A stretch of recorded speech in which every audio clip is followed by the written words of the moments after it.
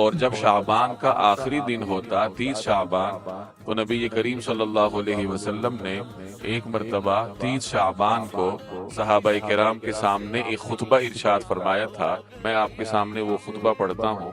حضرت سلمان رضی اللہ تعالی عنہ کہتے ہیں کہ نبی کریم صلی اللہ علیہ وسلم نے شعبان کی آخری تاریخ میں ہم لوگوں کو ایک وعظ فرمایا کہ تمہارے اوپر ایک مہینہ آ رہا ہے جو بہت بڑا مہینہ ہے، بہت مبارک مہینہ ہے، اور اس میں ایک رات ایسی ہے یعنی شب قدر جو 1000 مہینوں سے بڑھ کر ہے۔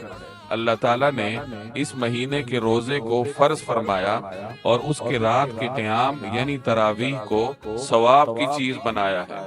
جو شخص اس مہینے میں کسی نیکی کے ساتھ اللہ کا قرب حاصل کرے تو وہ ایسا ہے جیسے کہ رمضان کے علاوہ بھی فرض کو ادا کیا ہو۔